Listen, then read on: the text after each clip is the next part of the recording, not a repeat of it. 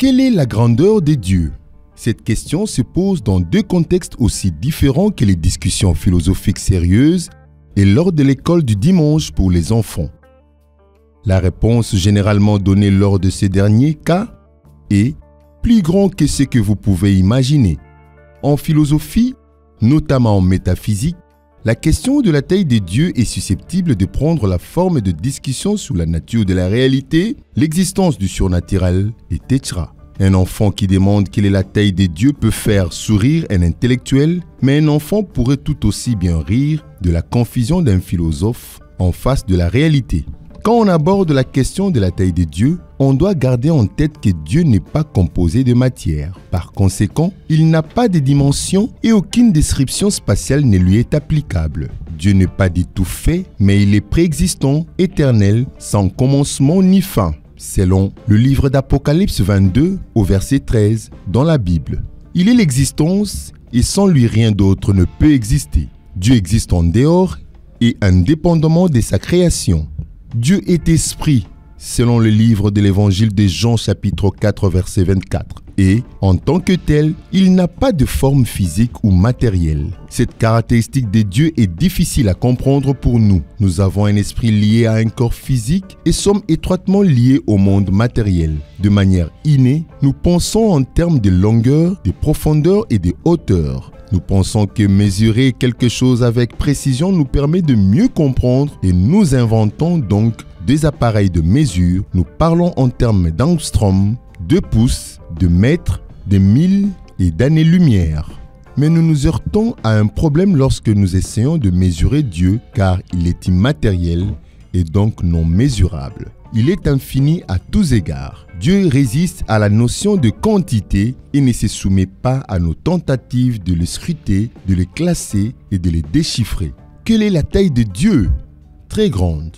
Plus que cela, Dieu est transcendant. Il est tellement autre que nous ne pourrons jamais le comprendre entièrement. En même temps, nous sommes faits à son image et il nous aime, selon le livre de Genèse, chapitre 1 au verset 27 et l'évangile de Jean, chapitre 3 au verset 16.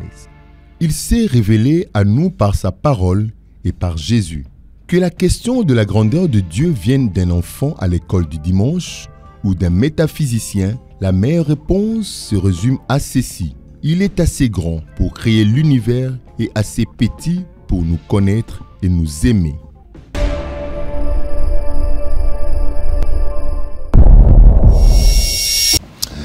Madame, mademoiselles et messieurs, bienvenue à ce 101e numéro sur le chemin de la vérité, nouvelle formule.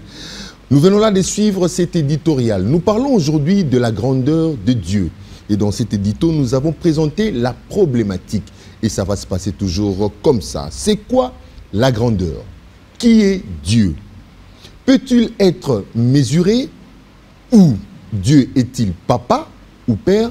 Dans cette émission, je reçois pour vous, deux éminents serviteurs de Dieu qui sont venus pour nous annoncer la bonne nouvelle, pour discuter, débattre avec nous autour de ces sujets, de ce thème, la grandeur de Dieu, et annoncer un grand rendez-vous évangélique qui tournera toujours autour de ce thème, la grandeur de Dieu.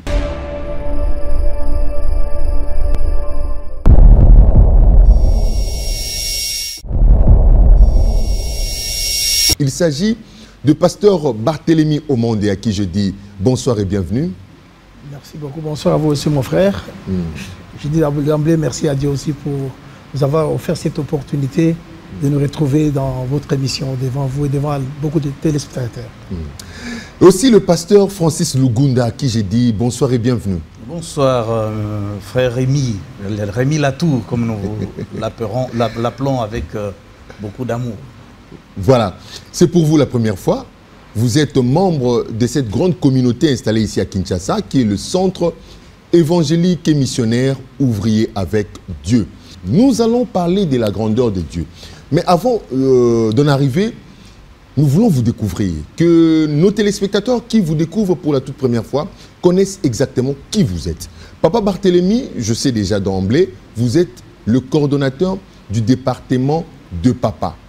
Puisque c'est de papa qu'il s'agit ici. Nous allons parler de papa, nous allons parler de la grandeur, nous allons parler de Dieu. Alors, définissez vous-même dans ce ministère.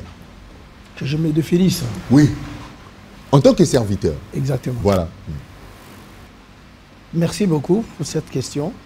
J'aimerais d'abord, avant que je ne puisse répondre exactement à votre question, que de rendre grâce à Dieu, de dire d'abord merci, qui a rendu possible notre présence en ces lieux, car, dit-on par la Bible, chaque matin il renouvelle sa bonté.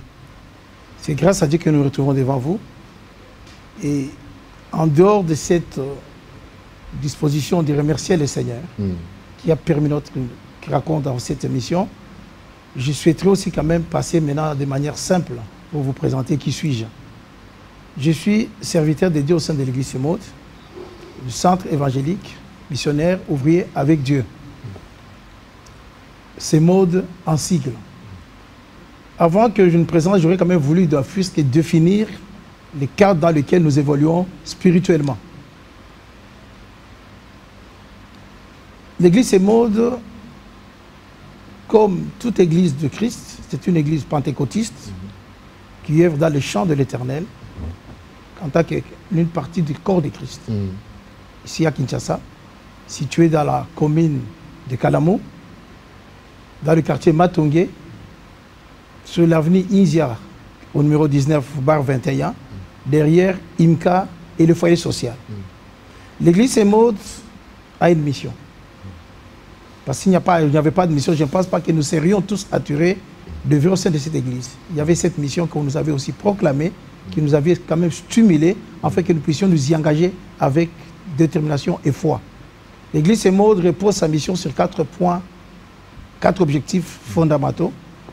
C'est apporter la délivrance aux captifs, combattre l'ignorance, renouveler l'intelligence et enfin affermir la foi en Christ. L'église Semode, dans son organisation, ici à Kinshasa, marche sous le leadership du bishop Senda André Chimanga. En dehors du leadership du bishop André Senda, il y a un collège de pasteurs qui l'accompagne dans ses actions. Soutenu aussi par la diaconie. En dehors de cette diaconie, il y a aussi l'église comporte dans son organisation 11 départements plus le partenariat. Ok, 11 départements plus le partenariat, ça fait 12. Exactement. Heureusement, 12 disciples. Merci. 12 apôtres, 12 tribus de Juda. Et d'Israël, pardon. Merci beaucoup. Mais parmi les 11 départements, il y a le premier département, c'est le département des adultes, qu'on appelle le département des hommes, le département de papa. Un département des adultes, en parenthèse, le département de papa. De papa. Exactement. En bref, c'est le département de papa. Voilà, c'est là où nous œuvrons comme coordonnateur de ce département. Papa Francis, la même question vous est posée. Qui êtes-vous dans Semode? Alors, dans Semode, je suis aussi l'un serviteur. Je m'occupe du département de la musique. Comme pasteur, aux côtés de mon bien-aimé, le frère Barthélemy. Et donc, je coordonne en quelque sorte les activités qui concernent, tout ce qui concerne la musique et avec tous ses pendants à l'église, c'est-à-dire la louange, l'adoration, etc. Mais vous êtes aussi papa. Je suis papa. Donc vous êtes d'office partie intégrante de ces départements. Automatiquement. Alors, département des adultes. Qui sont-ils ces adultes-là? C'est tout garçon qui atteint l'âge de maturité, qui est papa, ou bien c'est seulement celui qui a engendré des enfants et qui est considéré comme papa? Merci pour votre question, elle est fondamentale. Le département de papa repose son organisation sur un règlement d'ordre intérieur qui régit son fonctionnement. Et dans son fonctionnement, le département de papa marche suivant plusieurs commissions. D'abord, l'objectif primaire de ce département, c'est d'assurer l'encadrement spirituel des hommes. Pourquoi? Parce que quand bien on confesse Christ comme notre Seigneur et Sauveur Jésus-Christ, il nous a aussi invités à avoir tous la main dans son champ. Car, dit-on, une foi sans œuvre est une foi morte. Alors la mission reconnue par ce département, c'est d'aider le papa à mettre le main dans le champ, tout en restant regardant veillant et observer la bonne marche de l'Église dans son entièreté. C'est-à-dire que ce n'est pas une Église à part, ce n'est qu'une partie de l'Église qui vient compléter les actions des papas dans le champ de l'Éternel. Donc les papas qui œuvrent dans le département des papas ne sont pas dans une Église à part. Ils doivent au départ se conformer aux exigences de l'Église, respecter le programme de l'Église, et ils ne se retrouvent que le jeudi dans une réunion uniquement appropriée aux hommes. Là, on les apprend à marcher et à travailler dans les fleuves de l'Éternel. Alors, quelle est cette catégorie de papas là, que vous considérez comme papa? Parce que je l'ai dit tantôt, là, c'est tout homme qui s'élève d'un bon matin. Bon, j'en reviens, il n'y a pas de souci. Tout le monde ne peut pas œuvrer dans le département. En fait, l'Église, dans sa structuration, il y a une certaine organisation, une prise en charge coordonnée. Pour la partie qui ne concerne que le papa, qui est membre de ce département, c'est tout homme adulte qui a au moins 30 ans, qu'il soit célibataire ou marié. Dès que tu atteins 30 ans, tu fais partie. Tu es obligé d'intégrer le département des papas. Et tout homme qui ne peut ne pas avoir les 30 ans, mais s'il est déjà marié, d'office, parce que des fois, tout le monde ne se marie qu'après, on peut se marier avant 30 ans, peu importe l'âge. Il y a des hommes qui se marient un peu tôt, d'autres un peu tard. Et si tu es déjà marié, mais quand même que tu aies 20 ans, 22 ans, d'office, tu en fais partie aussi. Vraiment. Voilà. Donc ça, c'est une particularité. Hein? Lorsque vous êtes marié déjà, donc on vous considère comme étant papa parce que vous êtes devenu un berger. Vous avez prouvé que vous êtes capable d'assumer des responsabilités de père de famille. Alors, nous allons parler de la grandeur. Nous avons compris un peu l'approche de ces concepts papa ou père au sein de la communauté CEMOD. Nous allons parler de la grandeur de Dieu. Parce qu'il s'annonce déjà un grand événement qui commencera du 27 mai au 2 juin 2024 au sein même du temple de l'église CEMOD que vous avez baptisé Temple de la Gloire. C'est ça, vous n'avez pas changé de nom, hein? Non. Ah, ça reste toujours comme ça. Et je salue comme ça. Vous avez une bonne mémoire. Hein? Vraiment. Nous saluons comme ça le pasteur, le bishop OPC, au Kitakoy, ainsi que le bishop André Dada Senda et toutes les mamans. Hein? Donc, les mamans de l'église CEMOD, je vous porte toujours dans mon cœur. Ainsi que tous les jeunes, hein? Tous les jeunes, tous les chantres de l'église, nous vous aimons beaucoup.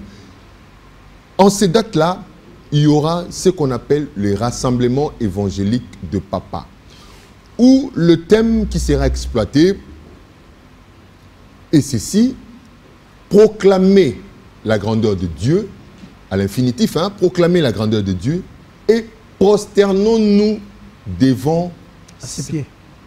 Prosternons-nous à ses pieds. À ses pieds, voilà. C'est le thème qui sera exploité par ces deux grands orateurs, avec l'accompagnement du patriarche, le bishop Magila, qui nous viendra de l'Ikassi. Mais on en arrivera. La grandeur de Dieu, c'est ce qui nous intéresse. Vous parlez de la grandeur. C'est quoi en fait la grandeur? C'est une mesure, c'est une quantification, et puis vous parlez de la grandeur de Dieu. Dieu tel que nous le savons, Dieu tel que nous l'avons appris, c'est une énergie, c'est un être incommensurable, qui n'a ni fin ni commencement, qui n'a pas d'adresse, on ne comprend plus rien. Mais là, la grandeur de Dieu, la grandeur de Dieu, c'est quoi pour vous la grandeur? Vous pouvez vous compléter, hein, mais je commence par Papa Barthélemy, Papa Francis, puis en même temps aussi renchérir. C'est quoi la grandeur de Dieu? C'est qui est Dieu aussi? Et comment vous pouvez mesurer Dieu? D'emblée, je voulais dire ceci. C'est vrai, vous aviez bien dit. Dieu ne peut pas être mesuré. Les gens dans la Bible, vous êtes serviteurs de l'Éternel aussi. La Bible nous enseigne que le ciel est le trône de Dieu. Et la terre est son marchepied. Je ne sais pas si tu connais la hauteur qui sépare la terre du trône de Dieu. Personne ne le connaît. Parce que quand on s'élève là, on ne touche pas le sommet. Hein? Quand on veut comprendre la grandeur de Dieu au sens mathématique des termes, sur le plan arithmétique, sur le plan humain, on ne pourra jamais mesurer la grandeur de Dieu. Mais quand nous parlons de la grandeur de Dieu, mon bien-aimé, il faut retenir une chose, c'est qu'au travers de cet grand événement qui va devoir s'organiser du 27, comme on l'avait dit, du 27 mai au 2 juin, nous voulons plutôt mettre en exergue, de manière solennelle, de manière publique, présenter les qualités de Dieu, qui doivent se distinguer par rapport à son influence, par rapport à ses valeurs et par rapport à son importance sur la vie de nous les humains, d'une manière simple. Donc c'est les qualités de Dieu qui seront proclamées. quand nous parlons de proclamer, retenez une chose, est que ce sont des éminents serviteurs de Dieu qui ont une certaine expérience dans les chants de Dieu, qui viendront proclamer par des révélations. Ils doivent révéler. Les qualités de Dieu, on les révèle. Parce que qui peut connaître la voix de Dieu si Dieu lui-même ne se révèle pas en toi? Donc Dieu, au travers de ses serviteurs, ils viendront proclamer des révélations. Des révélations qui doivent démontrer, prouver à nous tous, que tu sois chrétien ou pas. Parce que quand on proclame la grandeur de Dieu, ça nous concerne tous. Et pourquoi ça nous concerne tous? Si vous lisez dans la Bible, j'ai juste pour revenir à votre question de nous demander de définir Dieu.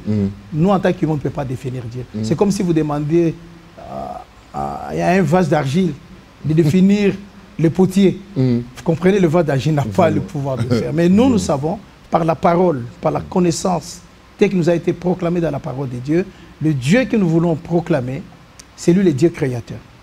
Il a créé le terre, le ciel et tout ce qui s'y renferme. Voilà pourquoi nous l'appelons le maître de l'univers. Tout a été créé par Dieu. C'est lui qui est à la base de ton existence. C'est lui qui dira un jour, dans Genèse 1, verset 26-27, faisons l'homme à notre image et à notre ressemblance. De l'argile, il t'a façonné. Et toi, tu me dis, moi, argile, que je me mette à définir le potier, je ne saurais pas. Mais la parole de Dieu m'enseigne qu'il est le maître de l'univers. Il est mon créateur. Si je vis, c'est par lui.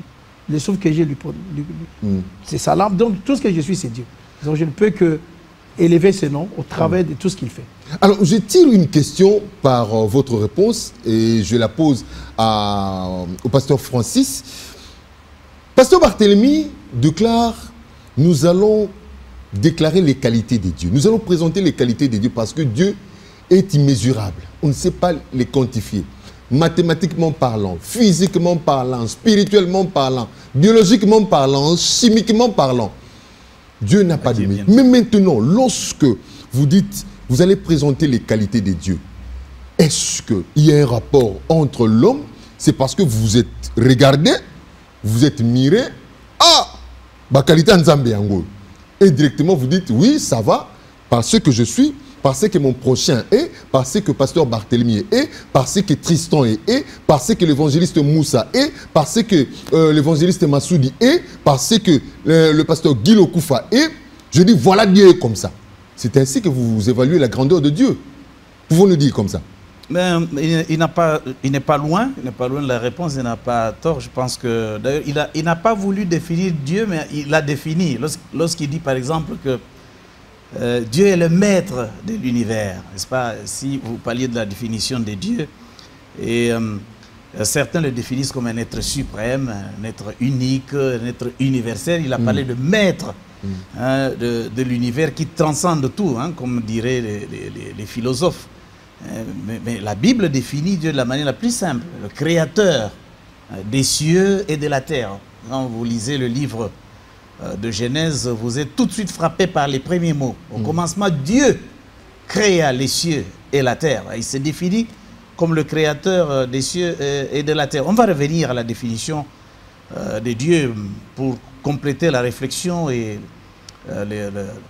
ce que mon distingué pasteur Barthélemy venait de dire, en essayant de répondre un peu à votre question. Les qualités de Dieu. Les qualités de Dieu, c'est vrai, c'est lorsque l'homme regarde comment il est, non seulement il regarde, mais il réalise qu'il est un être faible et que au-dessus de lui, il y a un être infiniment grand.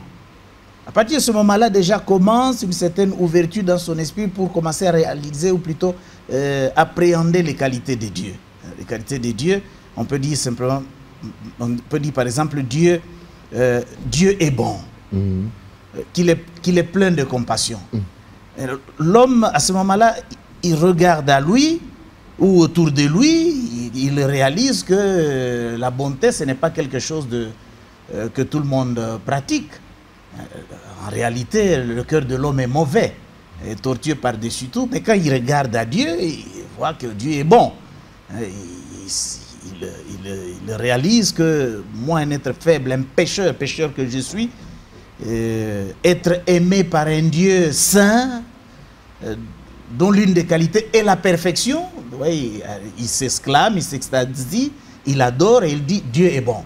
Voilà l'une des qualités qu'on peut donner, par exemple. La grandeur de Dieu. Pour reconnaître la grandeur de quelqu'un, quelqu'un me regardera et dira, non, Rémi, vraiment tu es grand, tu es lancé. Ah, Rémi, tu es costaud. Oui, je suis costaud. Oh, Rémi, tu es court. Oui, je suis court. Mais Dieu, Papa Francis, soyons un peu francs avec nous-mêmes. Comment quelqu'un que vous ne voyez pas, mais vous, directement parce que vous êtes imaginé, parce qu'il y a des athées qui ne croient pas à cela, oui. Qui ne croient pas à l'être de Dieu. Je ne veux pas parler de l'existence, mais je parle de l'être de Dieu. Parce que nous sommes de ce courant-là qui croit à cet être-là. Comment justifier cette grandeur alors que vous ne le voyez pas? Donc vous avez bien posé la question, c'est que... Oui, Papa Barthélemy va enchérir. Je vous dis d'abord Papa Francis. Il n'y a pas de souci. Oui, il peut commencer, enfin, c'est pas grave. Alors, c'est vrai que l'homme, lorsqu'on parle de la grandeur, il parle de ce qu'il voit, ou de ce qu'il saisit, ou de ce qu'il touche. Parce que les Chinois disent qu'ils sont dans le réalisme, oui. ils sont marxistes. Voilà. Et les histoires là, ceux qui ne voient pas là, bon, ça c'est de l'imagination. Ils sont des matérialistes. Nous, on est concrets, nous sommes matérialistes. Oui, ce que nous voyons, nous les définissons et nous croyons cela. C'est ça. Alors il parle de ça pour dire, par exemple, un homme, il est grand parce qu'il est riche, on a vu sa fortune. Un homme est grand parce que, comme vous, il est grand détail. Vous voyez, ça c'est... Mais Dieu, c'est pas ça. Dieu, la grandeur de Dieu, nous la recevons, nous l'appréhendons à travers sa parole. Dieu, nous disons que Dieu est infiniment grand à travers ses œuvres. C'est comme ça que vous voyez le psalmiste qui s'exclame en disant « Oh Dieu, que tes œuvres sont belles, que tes œuvres sont grandes. Seigneur, Seigneur, comment puis-je te louer ?» Vous voyez comment le psalmiste essaie d'appréhender la grandeur de Dieu. Il a vu Dieu dans sa grandeur à travers ses œuvres, à travers ce que Dieu fait. Ça l'étonne. Je peux donner un exemple simple. Quand le peuple d'Israël quitte l'Égypte et passe par la mer, passe la mer à sec, Dieu ouvre la mer à sec. C'est un exploit qui a étonné, qui continue à étonner. Vous voyez, à travers la puissance de Dieu, on a vu sa grandeur, ainsi de suite. Vous voyez, la vision de la grandeur de Dieu, à travers la Bible, pour nous les chrétiens ou les croyants, est quelque peu différente de ce que le monde considère comme la grandeur. Alors, Papa Barthélemy, vous pouvez ajouter? Je crois que nous allons toujours acheter dans le même sens, mais néanmoins, moi je voulais d'abord rappeler une chose. Lorsqu'on devient chrétien, c'est-à-dire on croit en Christ. Tu ne peux pas être chrétien si tu n'as pas la foi en Christ. Or, la foi nous dit dans la Bible, la foi vient de ce qu'on attend. Et ce qu'on attend vient de la parole de Dieu. Dans Hébreu, on te dira que la foi est une ferme assurance. Une ferme assurance, Hébreu 11, une ferme assurance des choses dont on espère, une démonstration de celles qu'on ne voit pas. D'emblée, tu ne pourras pas t'appuyer en Dieu, connaître sa grandeur, si d'abord tu n'as pas la foi en Christ. Et cette foi te demande, te dit, il ne faut pas croire sur ce que tu vois.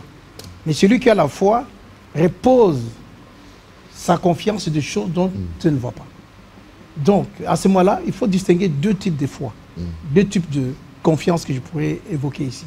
Si tu es chrétien, et c'est ce qui nous motive, nous, le papa, beaucoup de chrétiens d'ailleurs, quand tu es chrétien, donc tu as d'abord la foi en Christ. Ça, c'est primaire, primordial. Quand tu as la foi en Christ, tu as une assurance, une ferme assurance des choses dont on espère. Une démonstration de celles qu'on ne voit pas. Cela veut dire quoi? Quand j'ai la foi en Christ, je dois avoir confiance en Dieu. Je ne sais pas si vous me suivez bien. Oui, je dois avoir confiance en Dieu. Dire avoir la confiance en Dieu, c'est comme Papa Francis vient de le dire, je dois avoir la confiance en Christ. Et avoir la confiance en Christ, c'est avoir la confiance à la parole de Dieu. Ça, c'est déjà primordial. Je dois donner toute ma plénitude de ma confiance en Dieu seul. Je ne peux pas partager cette confiance à quiconque, si ce n'est qu'à Dieu seul. Par contre, il y a des personnes que nous appelons notre confiance. Ils placent leur confiance à leur richesse. Ils placent leur confiance aux idoles. Ils placent leur confiance à ce qu'ils voient. Par contre, nous les chrétiens, nous plaçons notre confiance en Dieu que nous ne voyons pas. Alors je peux dire que la grandeur de Dieu là ne concerne que le chrétien, le croyant qui croit que Jésus-Christ est leur Seigneur, dont la grandeur de Dieu ne concerne pas les autres. Je n'ai pas dit ça.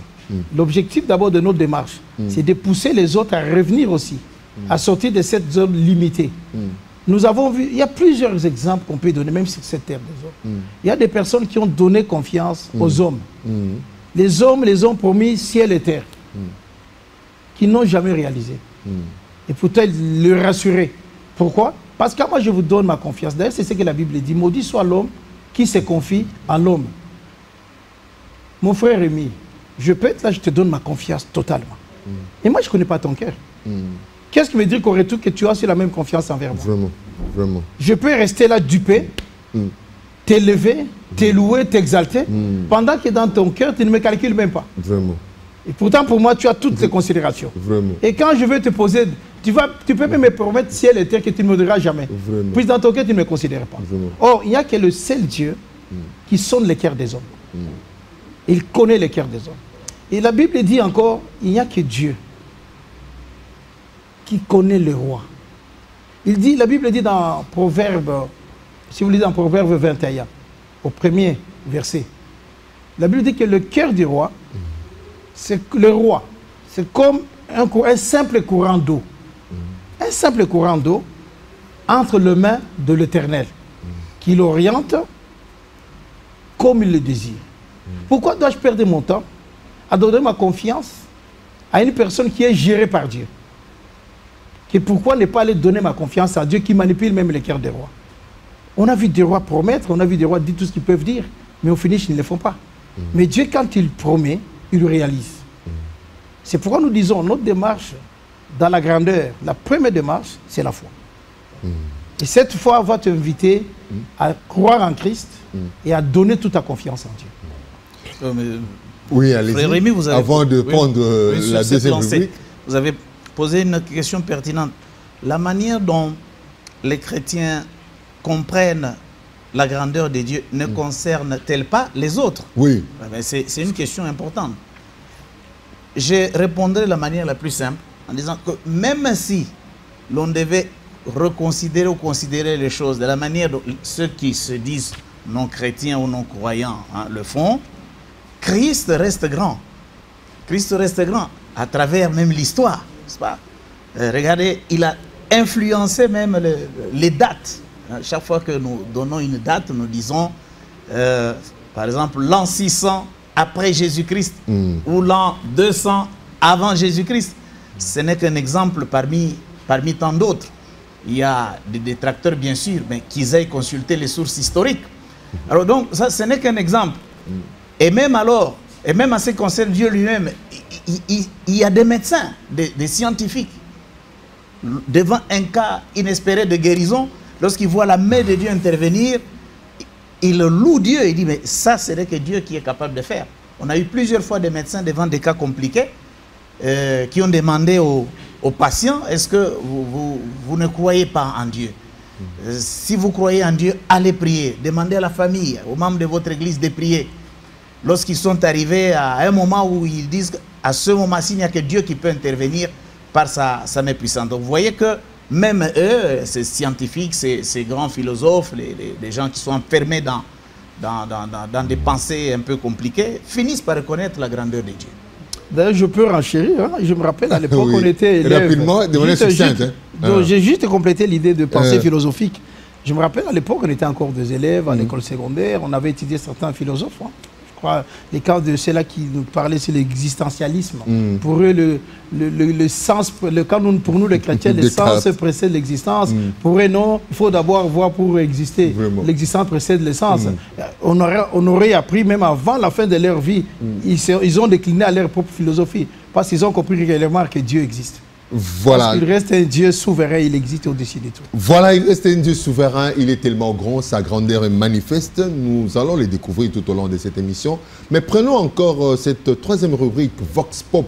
Nous allons vous proposer ce que nous avons recueilli comme éléments, ce que pense l'opinion, les téléspectateurs, le grand public de ce que c'est la grandeur de Dieu. Et on revient pour la suite fin de cette émission.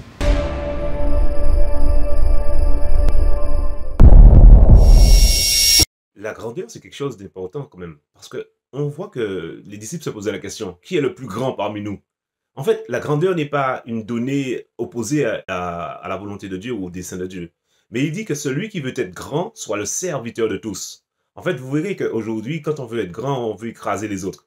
Mais ta grandeur aujourd'hui doit être au service des autres. C'est comme quand il dit que celui qui est fort doit supporter celui qui est faible. Donc on verra que la grandeur est une donnée qui se met au service des autres. Et c'est dans ce sens qu'il dit que vous considérez les autres comme étant au-dessus de vous-même. En fait, pour être grand, tu commences à considérer les autres et tu commences à te mettre au service des autres.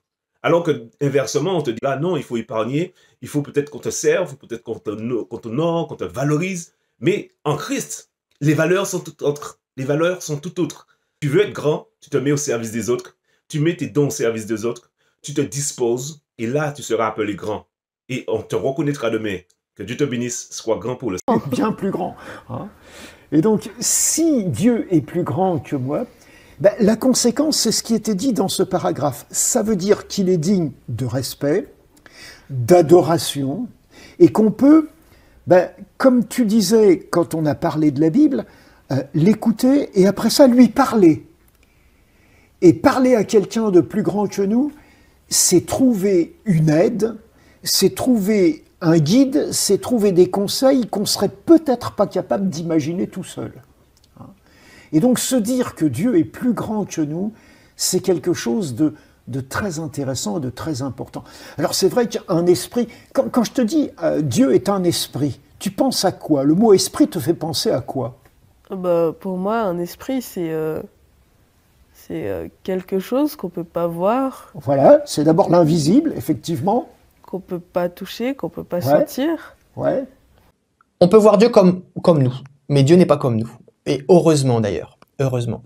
Par exemple, Dieu est omniscient. Donc oui, quand il nous donne notre attention, son attention, il est capable de nous donner toute son attention, mais à chacun de nous en même temps. Et ça, c'est pas quelque chose que nous, on est capable de faire. Moi, ça m'arrive régulièrement, j'ai 5 enfants, et souvent je leur dis, mais taisez-vous, chacun votre tour. Je veux pas vous entendre tous en même temps, c'est pas possible. Mon petit garçon qui a bientôt 4 ans, quand il demande quelque chose à manger, si je suis en train de servir une de ses sœurs, eh bien, je suis en train de lui apprendre qu'il doit attendre, c'est chacun son tour. Parce que ça peut pas être instantané, c'est chacun son tour. Mais Dieu, lui, c'est pas comme ça. Dieu, lui, est capable d'intervenir et de parler dans nos vies à tous en même temps, parce que il est omniscient, omniprésent, omnipotent. Bonsoir, mesdames et messieurs, chers chrétiens et chrétiennes. Je vous prends par ce canal pour vous saluer, vous tous, et pour vous parler en particulier la grandeur de Dieu. Dieu, personne ne peut pas connaître sa grandeur et personne ne peut pas savoir comment il est né. Dieu n'est pas né de quelqu'un ni de quelque chose. Et personne ne peut pas savoir d'où il a quitté ou bien par où il a commencé. Je vais parler en particulier, très particulier, nous les chrétiens. Je veux parler des chrétiens. Contrairement à ce qu'on entend dire un peu partout, la majorité des grands scientifiques américains croient en Dieu. Et concrètement, qu'est-ce qui prouve de manière scientifique l'existence d'un Dieu? Il y a 100 ans, tout le monde croyait que l'univers est éternel, immobile et infini géométriquement. Et en fait, rien de tout ça n'est vrai. Les savants ont été très surpris de découvrir que l'univers avait un début et une fin.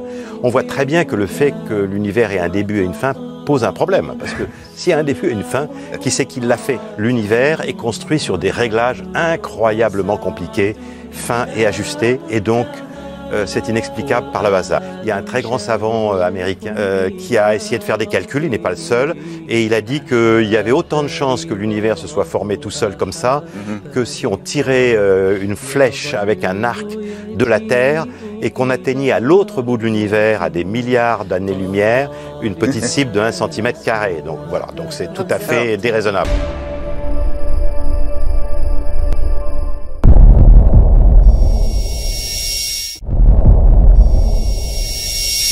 Nous voilà de retour pour la seconde partie, suite et fin de cette émission, dans laquelle nous recevons pour vous les éminents serviteurs de Dieu qui nous sont venus de l'église CEMAUD, Centre évangélique et missionnaire, ouvrier avec Dieu. Chers téléspectateurs, je pense que vous êtes munis de vos carnets, hein, comme d'habitude. Le mien est ici. Je l'ai posé sur notre petite table pour noter. Parce que tout ce qui est dit ici, doit être noté pour être vérifié, comme l'a recommandé notre compère, l'apôtre Paul. Donc il faut toujours vérifier dans les Écritures, est-ce que celui-là n'est pas anathème ou il est dans le chemin de la vérité. Amen. Amen. Les disciples des bérets. Vraiment. Voilà, alors, pasteur Barthélemy, pasteur Francis, dans cette partie, nous allons parler du rassemblement de papas. Pourquoi seulement les papas pourquoi ne pas faire... L'Église ne peut pas organiser des activités évangéliques comme ça. Pourquoi les papas, d'une manière particulière, s'élèvent? Est-ce que c'est un défi face aux mamans? Parce qu'on a l'habitude de constater dans les églises, et ce sont beaucoup plus les mamans qui organisent les activités évangéliques comme ça, forum de mamans, oui, centre pour femmes débrouillées, tout ça, patati patata, et les jeunes qui se lancent aussi dans les activités, vu cette vigueur et cette chaleur, cette fièvre qu'ont les jeunes. Et aussi les musiciens, les chantres dans l'église qui organisent des journées comme ça évangéliques, de louanges et d'adoration. Les papas aujourd'hui, pourquoi les papas s'élever comme ça? Ok, merci beaucoup. La question, elle est fondamentale. Je n'aimerais pas répondre d'emblée d'une manière simpliste. Je pourrais plutôt nous rappeler de ce que la Bible nous enseigne. C'est quand vous lisez dans Marc 16, dans le livre de Marc 16, sur la résurrection de Christ. Christ ressuscité. Il y avait la première visite de Marie de Magdala, de Marie, mère de Jacques, qui était partie voir Christ au tombeau. Mais il trouve que la pierre était ôtée du tombeau. Il y a un ange qui était placé à côté qui leur dira Christ est ressuscité. Veuillez aller dire ça aux apôtres. Parce qu'il leur avait promis, dès que c'est ressuscité, ils vont se retrouver en Galilée. Veuillez leur dire qu'il est ressuscité. Et réellement ressuscité. Christ, les dames sont parties. Là où les apôtres s'enfermaient, les disciples de Christ s'enfermaient, ils sont arrivés pour leur annoncer la bonne nouvelle. Parce que les apôtres pleuraient. Vous avez passé 3 années durant avec le Messie, le créateur du ciel et de la terre, il est à côté de vous. Et puis, subitement, vous perdez tous ces privilèges spirituels extraordinaires. Quand bien les dames lui ont amené la bonne nouvelle, la Bible dit ils n'ont pas cru à ces dames. Christ est encore apparu à 2 disciples, de ces disciples qui marchaient sur la route, sur le chemin. La même recommandation a été donnée à ces 2 disciples. Allez dire aux apôtres que je suis ressuscité. Ils sont venus leur dire, nous, on l'a vu. Mais les apôtres n'ont pas cru. Thomas. Voilà la confiance de méchants, en fait, qu'on n'a pas. C'est là qu'ils croient à ce qu'ils voient. Ce n'est pas de Dieu. Et quand Christ, finalement, il a pris la décision, lui seul, d'apparaître aux apôtres, il est apparu. Ils l'ont maintenant vu. Parce que la nature humaine aime croire à ce qu'il voit. Voilà. La vraie foi... Quelle est la part de papa dans tout ça? Je viens d'arriver. C'est tout un processus que je suis en train de vous expliquer. Et quand il est apparu, il les a reprochés de 2 choses.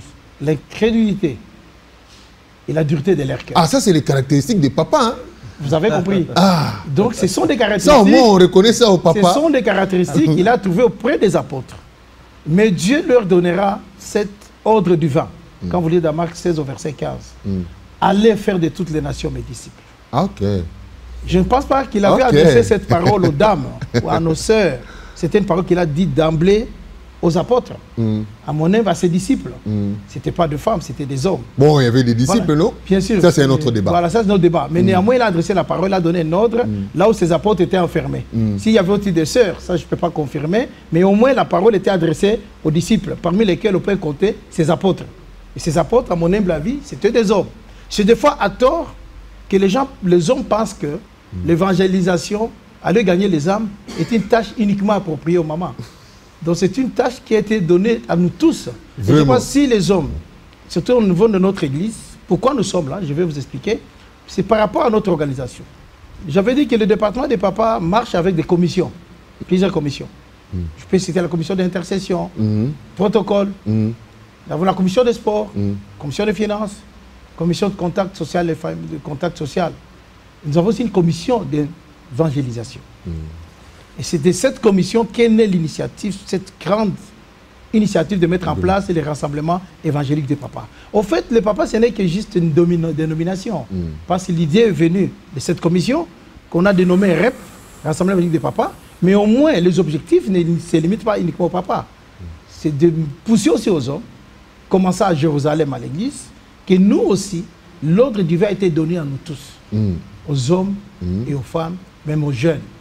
Nous, au respect de cet ordre divin de l'Éternel, nous ne pouvons pas nous mettre en écart. Nous devons aussi nous réveiller et respecter l'ordre divin de gagner les âmes pour le royaume des cieux. Et cette démarche spirituelle qui a été dénommée le rassemblement évangélique de papa. Pourquoi? L'évangélisation rassemble. L'Église marche dans l'unité. Le rassemblement, son premier objectif, c'est de rassembler d'abord les hommes au sein de l'Église et d'élargir ses activités, de gagner les âmes en dehors de l'Église. Tous pour l'unité en Christ. C'est ça, c'est ici que les papas aussi au sein de l'Église et monde, au travers du département des papas, se sont éveillés, ils se sont inscrits dans cette démarche spirituelle, dans cet ordre divin de Dieu, de gagner les hommes, de gagner les âmes pour le royaume des cieux. Ok. Alors, Papa Francis, qu'est-ce que vous pouvez ajouter? Ce que je vais rajouter, il a très bien dit. Parmi les disciples, il y avait aussi des dames. On parle par exemple de Marie de Magdala. C'est vrai qu'on ne fait pas beaucoup attention à ça, on ne met pas beaucoup d'accent sur les dames, les femmes qui suivaient le Christ. Moi, je ne suis pas de l'école de ceux qui pensent que les femmes sont exclues du sacerdoce. Il y en a qui sont stricts là-dessus, surtout sous la nouvelle alliance. Mais ça, comme vous l'avez bien dit, c'est un autre débat. Et pourquoi les papas? Les papas, moi je pense qu'on répondra de manière la plus simple possible, c'est un fardeau. C'est un fardeau. Les gens ont l'impression que les papas ne prient pas beaucoup, ils prient moins. Et que les papas, c'est ceux-là qui viennent... ils ont la charge de famille, ils ont la charge de foyer, des enfants. Ils déposent les enfants, la femme à l'église, il s'en va, il faut qu'il aille travailler, ramener du pain, à la maison, comme dans ce chant. J'aime papa qui toute la semaine va travailler pour gagner du pain. Bon, on ne dit pas souvent ça de la maman. Vous voyez, donc le papa est très occupé. Mais non, je crois que c'est une vision tout à fait déformée. Alors, si tel est le cas, ok, mais alors c'est un fardeau. Nous devons beaucoup prier pour les papas. D'ailleurs, c'est une des raisons pour laquelle on doit organiser ce genre de rassemblement pour inviter le plus de papas possible. Mais cela ne veut pas dire que les femmes sont exclues. Mais quand vous regardez dans les faits, même dans le vécu, dans la vie, dans l'histoire, n'est-ce pas, de l'Église, vous verrez que les papas, ce sont les hommes. Dieu appelle d'abord l'homme et lui donne l'autorité et ainsi de suite. C'est des papas, c'est des hommes qui ont créé, Papa Barthélemy, beaucoup de ministères que nous connaissons. C'est les hommes n'est-ce pas, qui ont été à la base du réveil, même en République démocratique du Congo. Mais alors, Papa Francis, on sait déjà que l'Église envoie des missionnaires, comme l'évangéliste Moussa, aller chercher, gagner les âmes et les ramener à l'église, dans la communauté, pour communier dans le Saint-Esprit. Alors, les papas, l'apport de papa spécialement, surtout que c'est le rassemblement de papas. Donc vous n'allez réunir que les papas. Alors, papa, non, pas seulement les papas, les mamans aussi sont les bienvenus. Nous insistons beaucoup là-dessus. Les jeunes filles sont les bienvenues. Et en quoi cela est le rassemblement de papas? Pourquoi vous l'avez dénommé rassemblement des papas, alors que vous allez appeler tout le monde? Je l'ai bien dit. À un moment donné, vous avez évoqué le forum de maman. Pendant le forum, il n'y a pas que le maman qui viennent. Et les hommes viennent aussi. Ce n'est qu'une désignation. La maman est une force. Je l'avais dit que l'initiative de mettre en place ce rassemblement est venue d'une commission d'évangélisation au sein du département. C'est au milieu des papas que l'idée de mettre en place ce rassemblement est née. Oui, ma question est simple. Pourquoi ne pas dire rassemblement évangélique, mais vous avez dénommé rassemblement évangélique de papa? Parce que c'est pour rassembler seulement les papas ou vous allez rassembler tout le monde? Non, parce que vous allez rassembler tout le monde. L'objectif, je crois que tous, quand la parole est proclamée, c'est là où je voulais en revenir. Lorsqu'on proclame la grandeur de Dieu, ça ne concerne que pas le papa. Il y a beaucoup de témoignages, des tonnes de témoignages même dans la parole, qui montrent, vous l'avez dans tout ce qu'on s'est dit tantôt, que Dieu est le maître de l'univers. C'est-à-dire il est le maître de nous tous. Et lorsque Dieu est proclamé, il n'y a pas que les papas qui doivent rester sensibles. C'est nous tous qui sommes censés rester sensibles. Le papa, d'abord, au regard de son rôle, même sur le plan familial, c'est lui le père de famille. Il est le père, le mari de son épouse et le père de ses enfants. Et sur nous, dans nos familles africaines, il n'y a pas que tes propres enfants. Il y a des cousins, des cousines, des oncles, tous sont tous à charge. Tu ne peux pas te dire que je ne suis que papa pour moi-même. Dans la mesure, il n'y a qu'un seul papa. Il est beaucoup plus papa pour tout le reste. Je crois que c'est l'esprit. Ce n'est pas la désignation qui doit impacter cette action. C'est juste une désignation.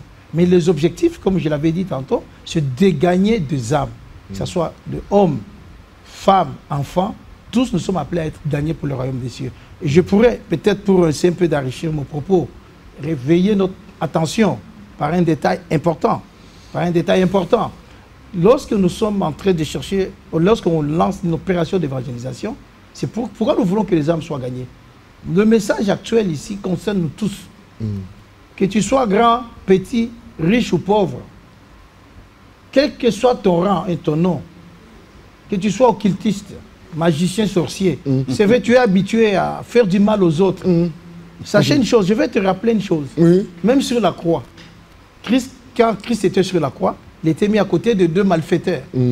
Et l'un qui avait cru en Christ, sur la croix, tous sur la croix, il a dit, moi je crois, il est réellement le Fils de Dieu.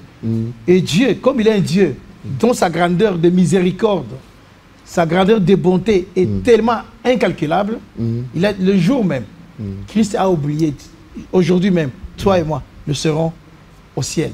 C'est pour nous dire quoi? Quand bien tu as causé trop du mal, trop de tort, tu continues à placer ta confiance aux idoles, à tes richesses. Je voulais seulement te rappeler une chose, si tu continues à le faire aujourd'hui, c'est parce qu'en toi, il y a quelque chose de Dieu. Et c'est quelque chose de Dieu, c'est le souffle que tu possèdes. Ce souffle-là, au nom de ce souffle, Dieu vient t'interpeller, que tu reviennes dans ta bonne conscience. Je voudrais que vous gardez ces propos-là, vous allez le dire à la fin, c'est vraiment intéressant, c'est profond, hein, avec Papa Francis. Mais comme on nous fait signe que le temps nous est imparti, temps déjà vers sa fin. Alors, le thème, c'est proclamer la grandeur de Dieu. Déjà, j'ai fait un constat, c'est que proclamer, c'est à l'infinitif. Et ensuite, prosternons-nous à ses pieds. Voilà, c'est important. Ça crée un peu de confusion. Donc, proclamer à l'infinitif, on ne sait pas qui va proclamer, mais du moins on sait que c'est nous tous, nous. Parce que tout celui qui va lire cela, il est déjà impliqué. Prosternons-nous à ses pieds. Bon, voilà, mais proclamer, c'est comme si, proclamer, c'est à vous, cette affaire-là. C'est à vous. Deuxièmement, pourquoi les choix portés sur ces trois orateurs? Donc, pourquoi ces thèmes? Expliquer les contours de ces tons appliqués à ces actions. Et deuxièmement, pourquoi les choix portés sur ces trois orateurs? Merci beaucoup. Vous savez, c'est beaucoup de gens qui... tout est vraiment prophétique dans ces thèmes. Vous savez, moi, je vais d'abord, avant de vous répondre concrètement, je vais illustrer par des faits réels vécus sur la terre, où nous sommes tous. Tu sais que vous êtes là, vous êtes un éminent journaliste, un bon présentateur qui maîtrise beaucoup de choses. Merci beaucoup. Je sais que vous êtes passé, c'est peut-être pas facile, mais néanmoins, vous avez un bagage intellectuel. Et pour atteindre ce bagage intellectuel, vous êtes censé être passé à l'école primaire, à l'école secondaire, éventuellement à l'université.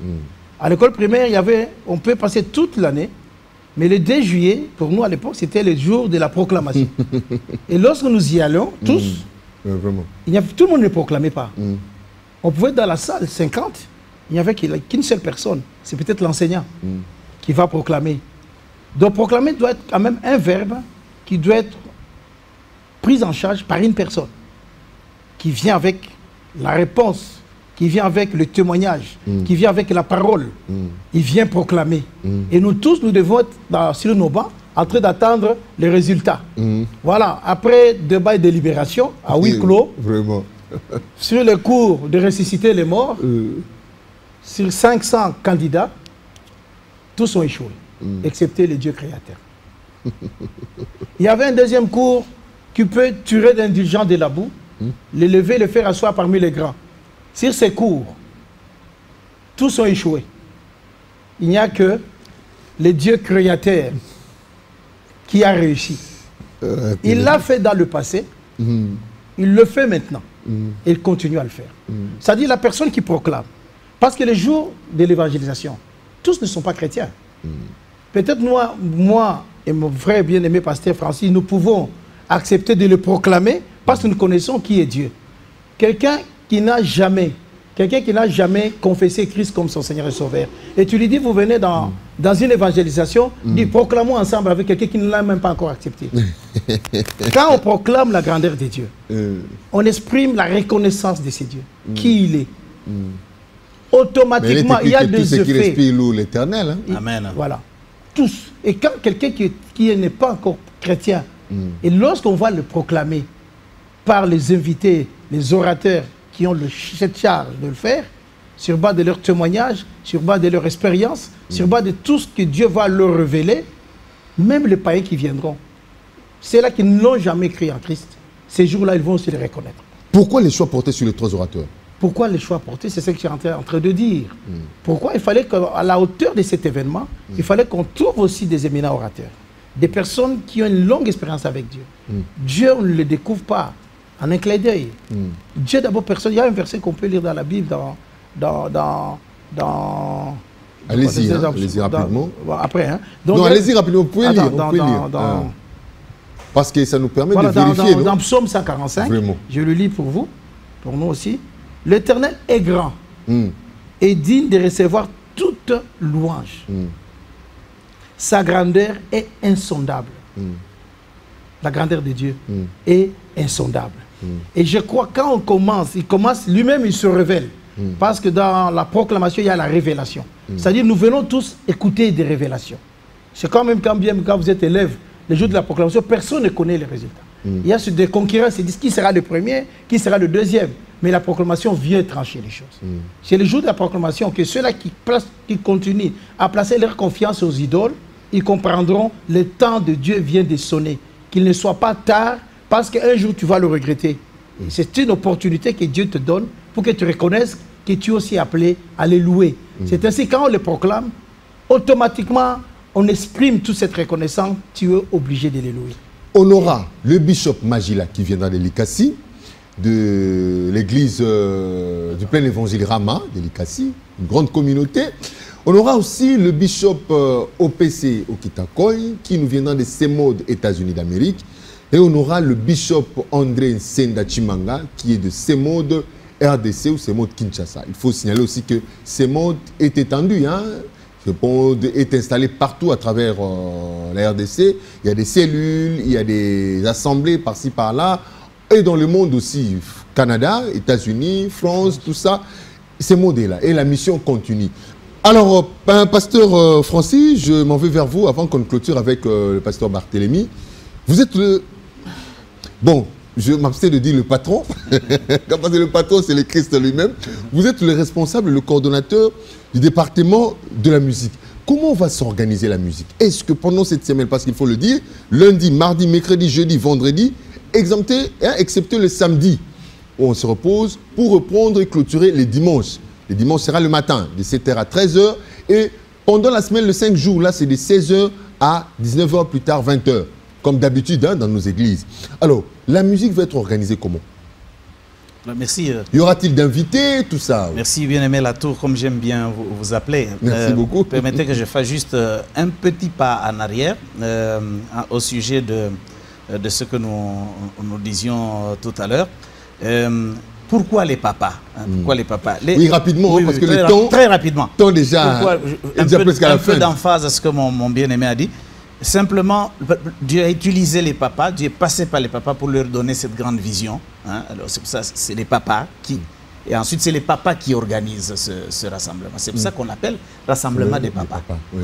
C'est pour ajouter à ce que... Vraiment, ce sont les organisateurs. Oui, c'est les organisateurs, c'est eux qui ont la vision. Ensuite, s'il se pose un problème peut-être de grammaire, proclamer à l'infinitif, et ensuite... prosternons-nous, n'est-ce pas, qui est une autre forme. Alors s'il se pose un problème, mais le psaume lui-même, 99, verset 5, tranche, la parole de Dieu tranche le problème. Il nous dit, prosternez-vous. D'abord il commence par dire, proclamez, et ensuite, prosternez-vous à ses pieds. C'est comme si le psalmiste invitait tout le peuple de Dieu à proclamer, comme il a dit. Nous allons proclamer par la louange, nous allons proclamer par la parole, la parole à travers la musique, plutôt la parole chantée à travers la musique, nous allons proclamer par l'adoration. Nous allons le proclamer aussi par les gestes en nous prosternant. Quand on se prosterne à ses pieds, c'est un geste, n'est-ce pas? On se met aux pieds du Christ.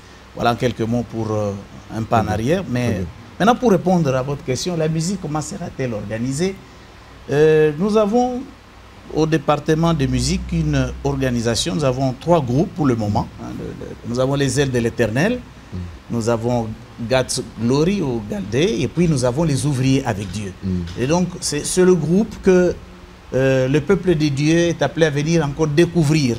Le peuple de Dieu qui viendra de l'extérieur découvrira les jeunes talents qui sont au sein de l'Église, donc à travers ces 3 sous-ensembles, mais qui, par moment, se réunissent dans le grand chœur, que nous appelons le grand chœur de ces modes.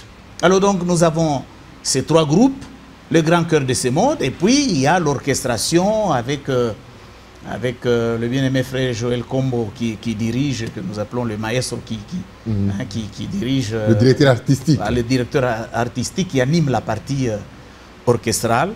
Mais en dehors de ces 3 groupes, il y aura 4 groupes qui viendront de l'extérieur de l'Église. Nous vous invitons à venir écouter. De découvrir, c'est une surprise agréable. Ça sera formidable. Moi, j'en connais quelque chose. Ça sera formidable. J'en sais quelque chose. Ils ont la responsabilité de porter le peuple de Dieu dans la louange, dans l'adoration, dans les actions de grâce, etc. Voilà, Père Barthélemy, nous sommes arrivés à la fin. Alors, avant que vous nous disiez votre message pour inviter le peuple de Dieu, le peuple du monde, à venir participer, parce que c'est un rassemblement évangélique. Lorsqu'on parle d'évangélique, on voit déjà les saluts des âmes.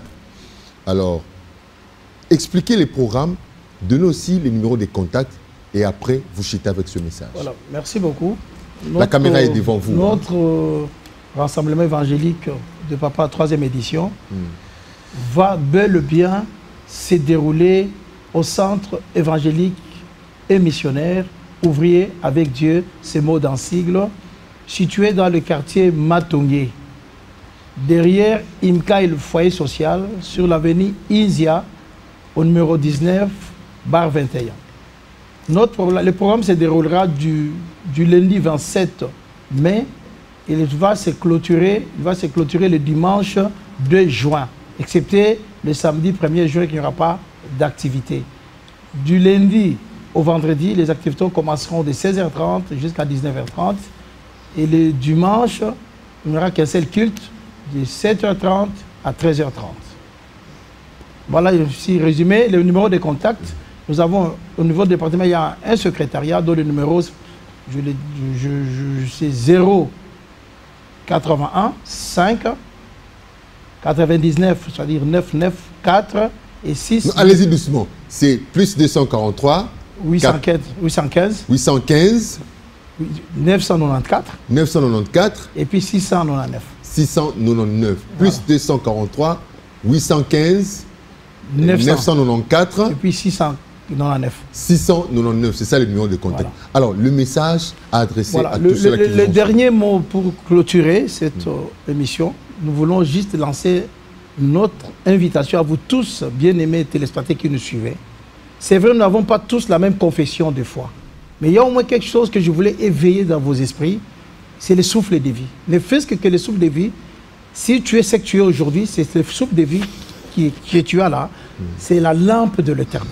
Et Dieu est venu au travers de cette action t'inviter, te dire, si tu peux continuer à te réjouir de tes richesses, tu continues de te réjouir de ce que tu sembles être, c'est parce qu'il y a encore un souffle qui te le permet de le faire.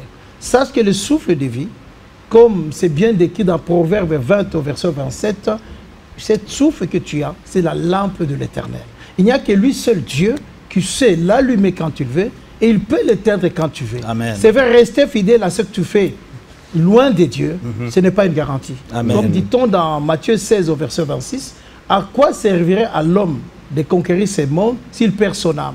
Je crois que tu as tout intérêt de répondre favorablement à cet appel. Les jours passent, mais ne se ressemblent pas. Il y a des jours comme ça que Dieu te lance, que tu sois riche ou pauvre, grand ou petit, homme ou femme, enfant, qu'importe ta situation sociale, qu'importe ce que tu es, ajoute dans ce que tu fais la reconnaissance de Dieu. Et Dieu, quand tu le reconnais, il n'a pas besoin que tu ailles vers lui. Et tu le reconnais, tu le proclames, tu le reconnais dans sa grandeur, tu te prosternes. Laisse-moi te dire, mon bien-aimé, Dieu, au travers de plusieurs témoignages, que ce soit dans la Bible, dans la vie de plusieurs personnes, lui seul, il viendra partager ta souffrance avec toi. Et quand Dieu vient partager ta souffrance, c'est pour te soulager, et c'est pour te protéger, et c'est pour te sécuriser. Accepte et viens nous rejoindre à la date du 27 mai au 2 juin au centre missionnaire de Dieu avec Dieu, que je répète, situé dans le quartier Matongé, dans la commune de Kalamou, derrière IMCA et le foyer social, sur l'avenue Inzia, au numéro 19, bar 21, je pense et je suis convaincu, c'est Dieu là te bénira et sauvera ton âme. Merci beaucoup, et je précise, hein, c'est dans le quartier Matongé Victoire, stadium IMCA, hein, donc le stadium historique, hein, d'où est parti le mouvement qui a poussé les Banoko à nous donner notre indépendance, souveraineté, quoi, et le foyer social, Winza Jakarta, parce que c'est mon église au fait. Amen, amen, amen. C'est mon église au fait. Amen, amen. Donc, si vous n'avez pas bien compris, appelez-moi à la fin, hein, par le numéro affiché au bas de l'écran. Nous allons vous expliquer, vous donner des orientations. Merci beaucoup, Papa Barthélemy, Papa Francis. Merci aussi à l'équipe qui vous ont accompagné, hein. Tristan qui est chargé des communications, Papa Moussa et Papa Massoudi, des serviteurs de Dieu, hein, actifs, hein, l'un chargé de l'évangélisation, l'autre chargé de mobilisation, je crois. Bon, ça va. Social, voilà, social. Alors, nous vous disons merci. Merci à l'équipe technique qui nous a soutenus pour le succès de cette émission. Henri Tumbonio, Pierre Mandaka, Jean-Paul Betambe, Benjamin Boliki à la coordination, Donatien Lutundula Yazaza. Merci à vous de nous avoir suivis. On se retrouve prochainement pour un nouveau numéro, toujours sur le chemin de la vérité. Portons-nous bien dans nos maisons. Au revoir. Au revoir. Ah, merci beaucoup.